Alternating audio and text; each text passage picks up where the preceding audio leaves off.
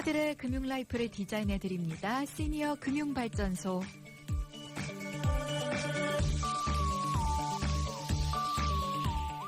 한 달에 한 번 알아두면 행복해지는 금융 이야기 나눠봅니다. 오늘도 시니어 금융 전문가 손갑헌 선생님과 함께합니다. 어서 오십시오. 네, 안녕하세요. 네, 반갑습니다. 네, 반갑습니다. 네. 한 달 어떻게 지내셨어요? 네, 저는 운동도 하면서 건강관리하고 예. 또 강의도 하고 공부하면서 매일매일 즐겁게 지내고 있습니다. 아우, 바쁘게 보내시네요. 예. 많이 더워졌어요. 네, 날씨 많이 더워졌어요. 예, 건강관리 잘 하시고요. 네, 선생님도 잘 하시고요. 감사합니다. 청취자 질문부터 살펴볼까요? 5819번님이세요. 금융발전소 잘 듣고 있습니다. 남편과 노년 자금에 대한 의견 차이로 자주 다툽니다. 저는 수익률은 낮아도 안정적인 예금과 퇴직연금에 돈을 넣고 싶은데 남편은 그래서 어떻게 돈을 모으냐며 주식 투자를 합니다. 남편이 돈을 잃으면 제 노후 자금도 줄어드는 되는 건데 어떻게 부부 노후 설계를 하는 게 현명할까요? 하셨습니다. 예. 길어진 노후 생활에 대비해서 노후 자금을 관리할 때 기본적으로는 안전하게 운영하여야 합니다. 네. 노후 자금 관리할 때 부부 간의 의견이 다를 수 있겠죠. 근데 이제 서로 합의를 하면 아주 좋겠습니다. 노후에 투자를 할 때 가장 좋은 방법 중에 하나는 베개에서 자신의 나이를 뺀 만큼 주식 중 투자를 하면 아주 좋은 방법입니다. 그렇군요. 네. 예를 들어서 65세라면은 베개에서 65를 빼면은 35% 이내에서 주식 투자를 하고 65% 이상은 안전자산에 투자하는 것이 좋은 방법입니다. 네. 주식 투자를 하더라도 우량자산 위주로 포트폴리오를 구성하고 상대적으로 안전하게 분산하여 장기 투자를 하면은 좋을 것 같습니다. 네. 예. 그리고 노후자금 관리를 위해서 한 가지 팁을 드리면은 세 가지 주머니를 만들 필요가 있습니다. 네. 첫 번째 주머니는 생활을 위한 주머니로 일상생활에 필요한 돈을 관리하고요. 예. 두 번째 주머니는 자녀 교육비나 노후를 위한 주머니로 안전자산으로 운영하는 것입니다. 두 가지 주머니는 안전하게 운영돼야 되겠죠. 예.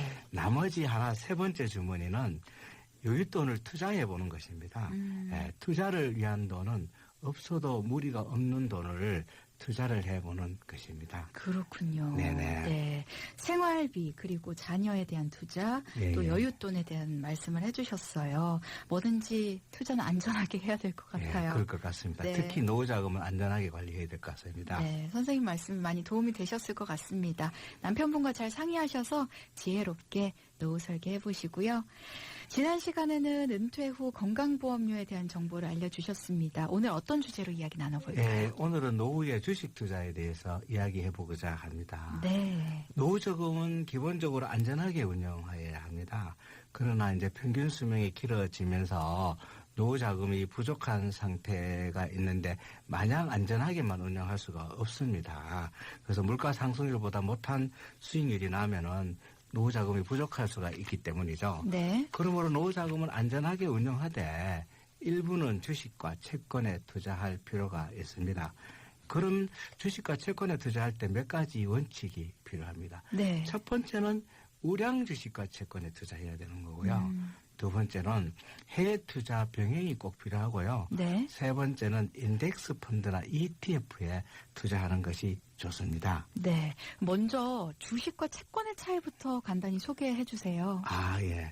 주식은 기업이 발행하여 날마다 가격이 달라지고 있죠.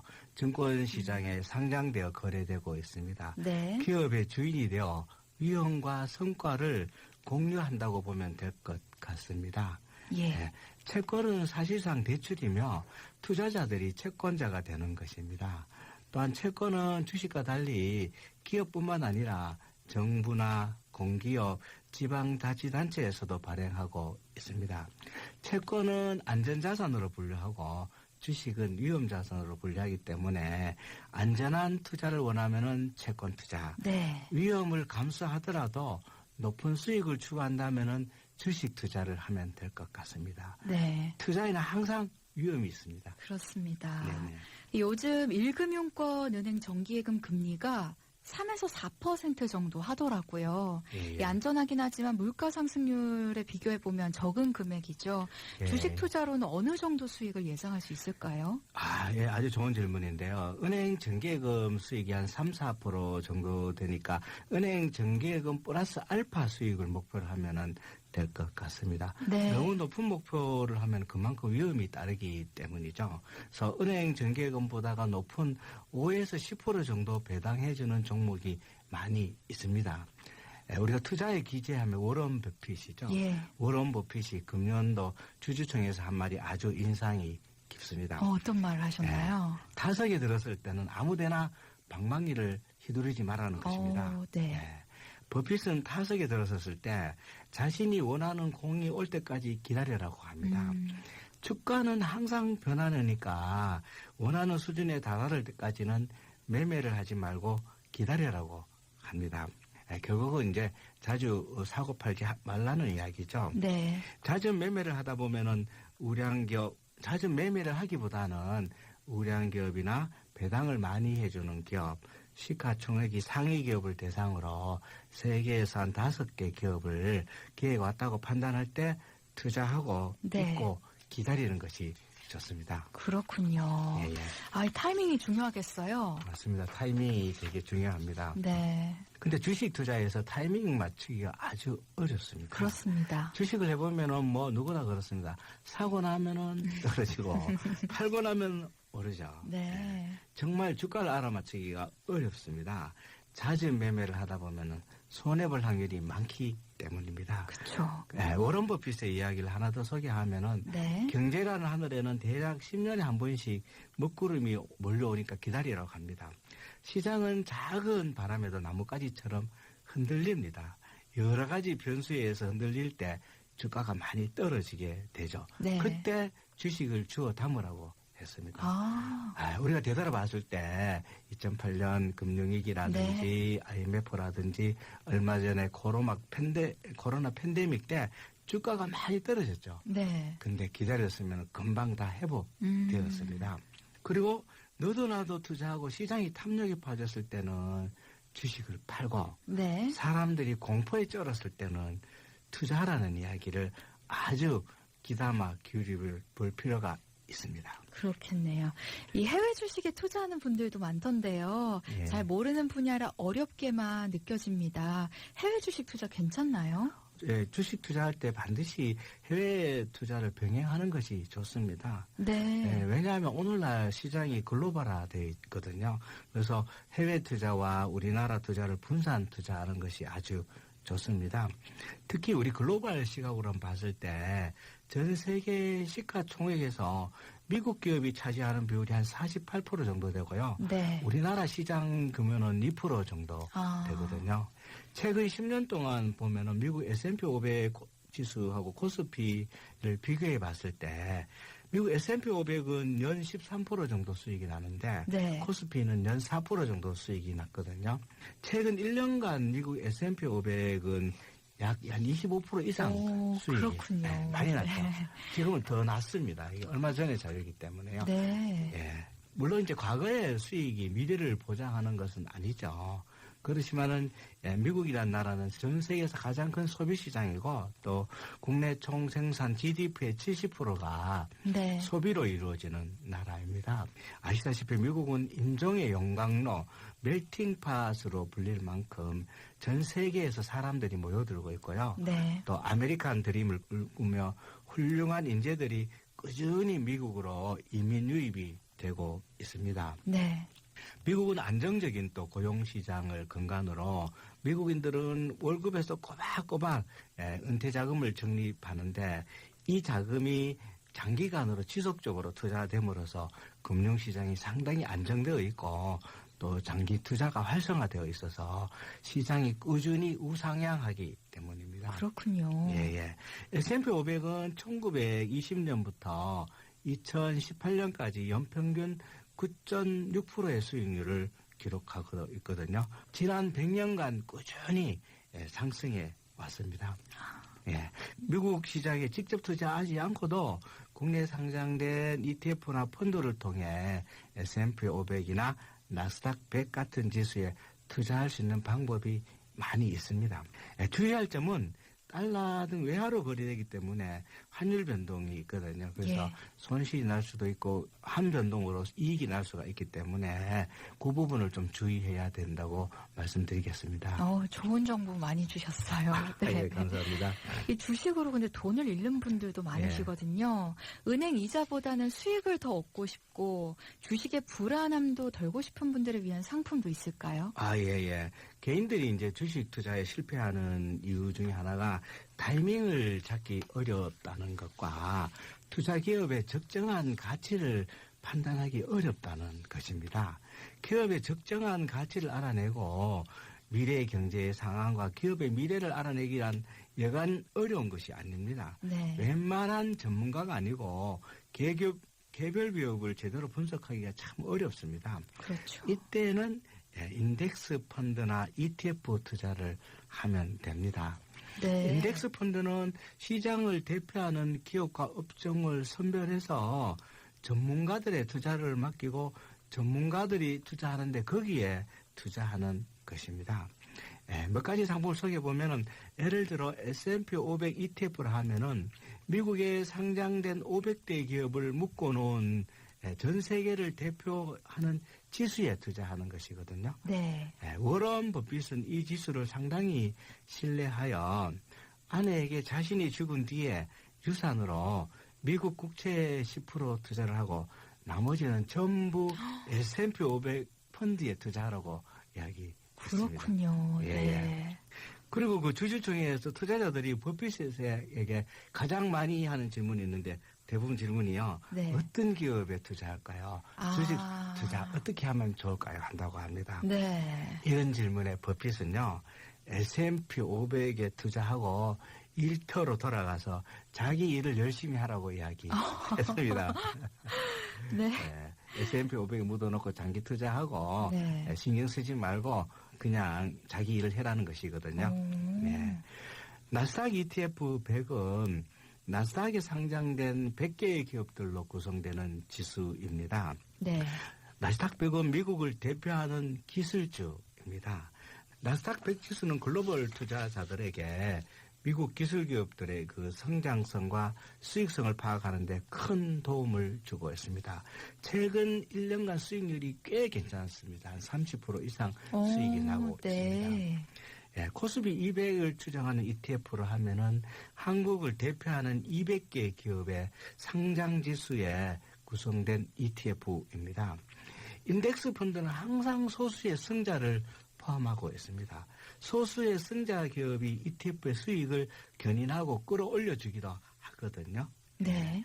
장기 투자를 지향하는 개인이라면은 개인 종목을 투자하거나 액티브 투자에 하기보다는 인덱스 투자에 집중하는 것이 자산을 축적하는 좋은 방법이 될 수 있을 겁니다. 네. 말씀 감사합니다. 저 앞서 주식 투자에 대한 이야기 들려주셨는데요. 네. 무엇보다 정보를 잘 찾아보시고 나에게 맞는 투자 상품을 선택하는 게 중요할 것 같습니다.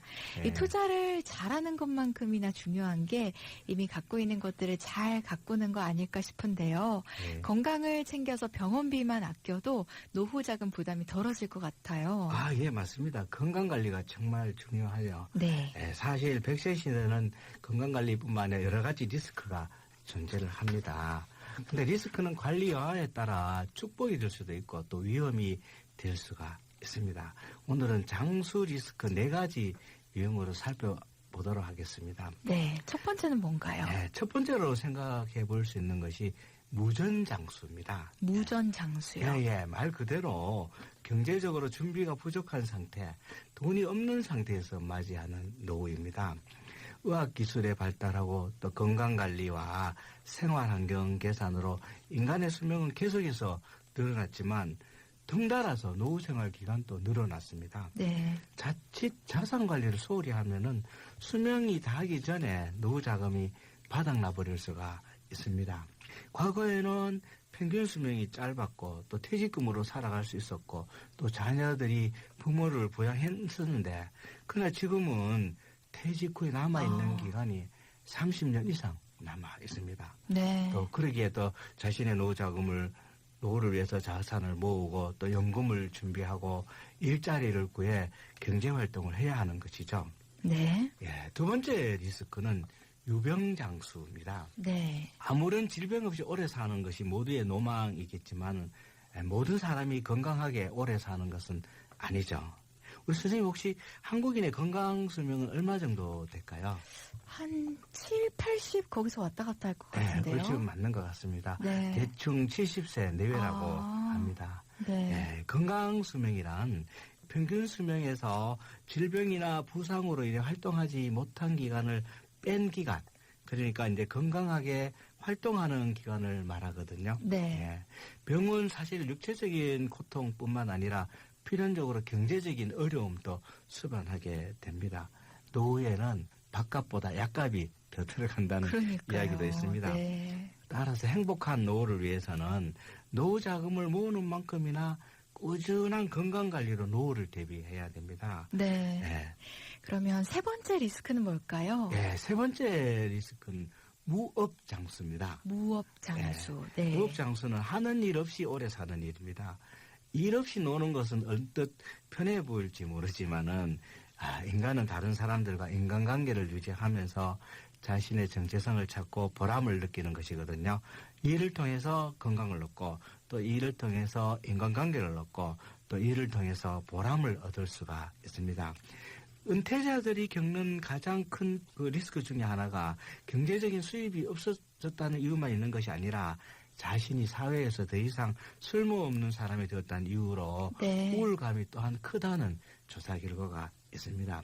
예, 무업장수 리스크에 가장 적극적으로 대응하는 방법은 일자리를 찾아 나서는 것입니다. 예, 물론 이제 현역처럼 화려하지도 않고 보수 측면에서는 만족스럽지 못할지라도 그러나 인간관계와 시간 관리라는 그 비재무적인 요소까지 고려해야 하거든요. 네. 마지막으로 어떤 리스크가 있을까요? 예, 마지막으로는 독거장수 리스크입니다. 네. 예, 말 그대로 이제 배우자를 먼저 보내고 혼자 살아야 하는 것이 독거장수 리스크입니다. 예, 이미 우리 사회는 1인 가구 수가 폭발적으로 증가하고 있고요.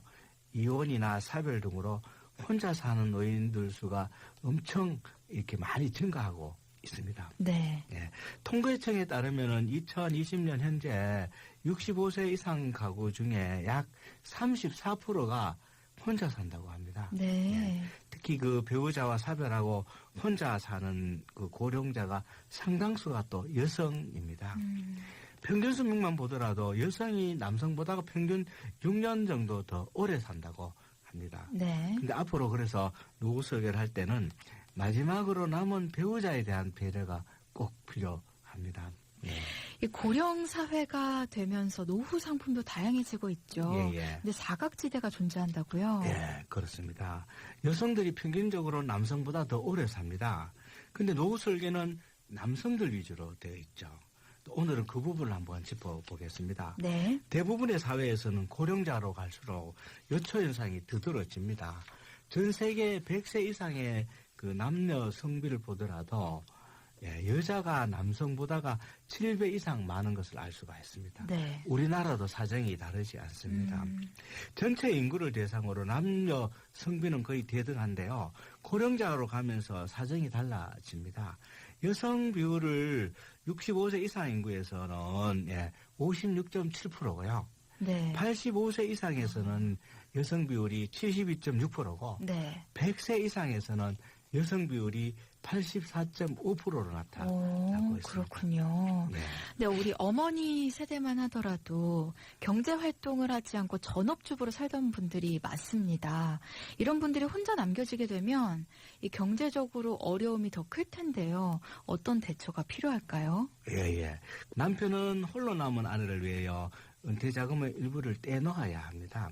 자금을 별도로 남겨둔다고 또 모든 문제가 해결되는 것은 아닙니다. 부부가 함께 살아가는 동안 생활비가 부족하거나 남편이 병에 걸리면은 그 돈을 사용해야 되기 때문이죠.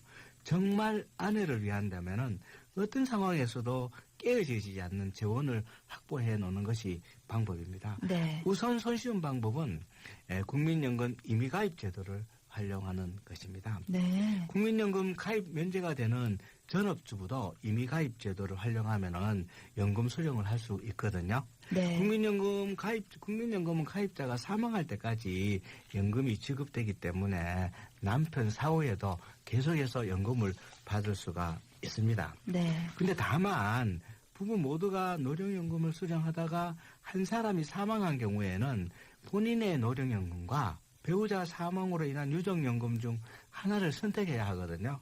근데 본인의 노령연금을 선택하는 경우에는 본인의 노령연금 외에 유족연금의 30%를 추가로 받을 수가 있습니다. 그렇군요. 네, 물론 이제 유족연금을 선택하는 경우에는 유족연금의 60%를 수령할 수 있고요. 네, 연금보험을 활용해서 노후자금을 설계할 때는 또 피보험자 선정에 신중을 기하여야 합니다. 연금보험에서 종신형 수령 방식을 택하면은 네. 피보험자가 살아있는 동안 계속해서 연금을 수령할 수 있기 때문이거든요. 네. 예, 물론 여유가 되면은 남편과 아내 명의로 연금을 하나씩 가입해 주면 좋겠지만은 만약 자금 사정이 여의치 않을 경우에는 기왕이면은 오래 살 확률이 높은 아내를 피보험자로 지정해 두는 것이 좋습니다. 네. 종신형은 일단 연금 개시가 되면은 중도에 계약을 해지할 수 없기 때문에 아내가 살아있는 동안 사망할 때까지 계속해서 연금을 수령할 수가 있습니다. 네. 연금보험은 가입한 다음에 중도에 또 피보험자를 변경할 수 없기 때문에 처음 가입할 때 신중하게 결정을 하여야 합니다. 그렇겠네요. 예, 홀로 남은 배우자를 위해 배려가 진정한 사랑일 것입니다. 네, 좋은 말씀 감사합니다. 지금까지 시니어 금융전문가 송가펀 선생님과 함께했습니다. 방송 함께하시고 궁금한 점 있으신 분들은요. 샵 2842번으로 문자 보내주세요. 선생님, 다음 이 시간에 뵙겠습니다. 유익한 말씀 감사합니다. 네, 감사합니다.